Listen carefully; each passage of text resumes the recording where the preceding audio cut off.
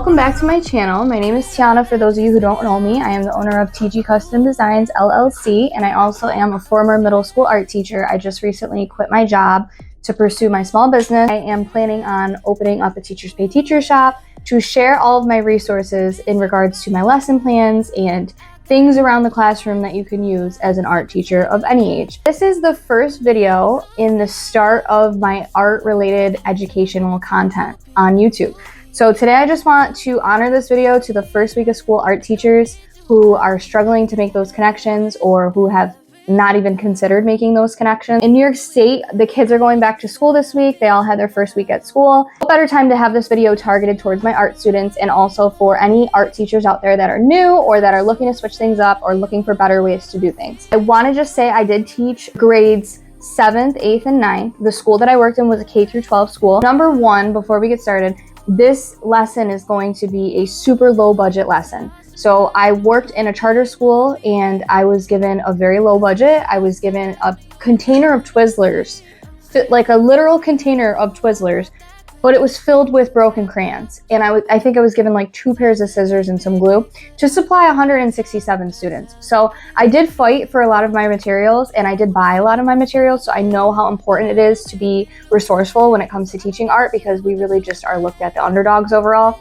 But anyways, I am going to be giving you steps on a first week lesson-based plan where you can get to know your students can get to know you, and it just kind of breaks the ice for everybody and helps you develop those relationships that you need to make in the beginning of the year. Again, all of the content that I'm going to be releasing in regards to the art educational content is going to be targeted for any art teachers out there that are just starting or maybe art teachers that are looking to switch things up based on my approach that I've taken. So I have developed a curriculum that is based on multiple disciplines. So number one, my pedagogy that I teach or my strategy that I teach with is from a therapeutic approach. So I know that in the classroom setting, you can have socio-emotional integrated lessons into your plans, but for art, I think that this is such a huge cheat code to our subject area because our subject area is meant to be used as a therapy. So this could be used in the regard of any age. You don't have to stick to just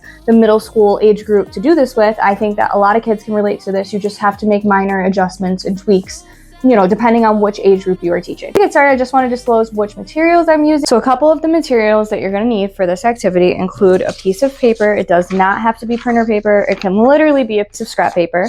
The second thing is maybe a piece of project paper or thicker like cardstock, whatever you guys like to call it. Next, you're going to need some crayons or colored pencils or markers or you have access to. Optional, a pen.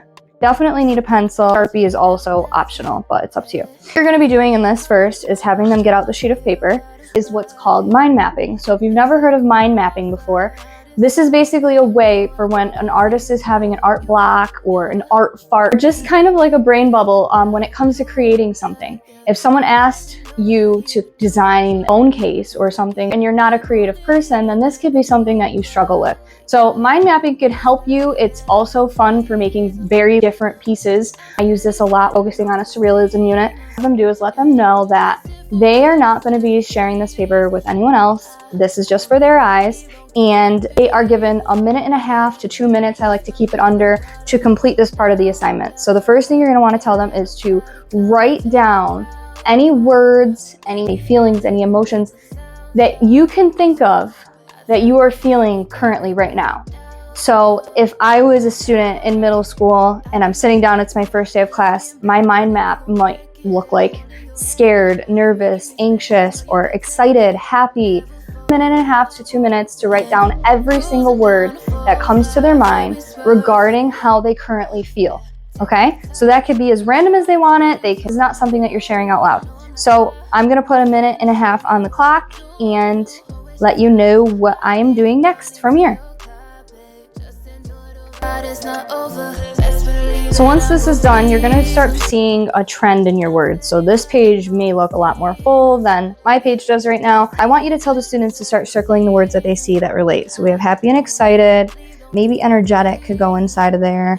Then we have sleepy, blue, bored, annoyed. So that's another category. Then we have hungry, we have pizza, we have coffee, And then these ones are kind of just like, wow, do I have bipolar? Have them pick something to base their drawing off of based on the categories that they pick. So what I mean by that is if I were the student and I was going to go with hungry category, then that is what I'm going to focus on. So that can cover foods, fruits, anything that they want, snacks, whatever. So this is where they turn over onto the project paper. So what the point of this is that it's going to give you as a teacher a better perspective of what you're working with in regards to skill set. It's going to teach them what mind mapping is so that this can be an aid in their art creating processes throughout the year. And then also it's going to help them get a little bit of that weight off of their shoulders that everybody feels on the first day. We're nervous to talk. Go ahead and give them the project paper and give them like maybe 5 minutes to draw something related to their category.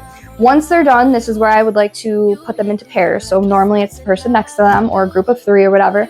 And you're going to have them look to one another and share their photo without describing it to their partner. They can color it in, outline it, whatever. So they're going to turn to their partner, share that image, and then ask them to guess and see if, they get the correct category without the student describing it. So let me go ahead and color this in quick.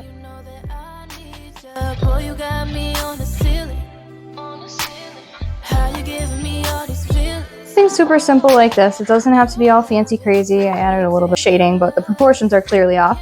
Anyways, great activity to get them talking. You can also do this yourself too as the teacher, as a demo lesson in the front of the room. Put a timer up on the board, do a little mind map of your own, and then draw a funny doodle and call on one of them to guess it out. This is a technique and a strategy that I use throughout the year. All year, I constantly will have students approaching me saying, "Miss, I don't know what to draw," or "Oh my gosh, I'm stuck." And I have them get those art farts out of their head by doing mind maps. So it does come in handy. It's a fun activity. They end up laughing most of the time, but it's a great first week starter for building those relationships. And again, maybe this doesn't work for the age group of students that you're currently teaching. Maybe this is something that only middle school kids can do and you find success with. I do know that a lot of the stuff that I will be sharing is going to be targeted for different age groups of all sorts, but you have to understand that I was a middle school teacher, so a lot of my stuff is middle school based and middle school design. In regards to altering and adjusting things, there's no right or wrong way to do these lessons. If you find something resourceful or helpful during this video that I've shared, then that's what the point of these videos are. If you're interested in purchasing my lesson plans or looking into freebies in regards to worksheets for the classroom and things like that, I'm going to be releasing my social media account information for TikTok and Instagram and all of the above in the next coming month. So I'm in the middle of working on that. If you're interested, though, go ahead and click that subscribe button. This channel is designed to provide lesson plans to not only teachers, but students at home, and then as well as just share behind the scenes as an art business owner. Let me know in the comments below if you guys ended up doing this lesson. Videos to come every Saturday, so make sure you have that notification bell on. Thank you guys so much again for watching, and let me know what you guys think, and share any photos if you've made this in the comments below.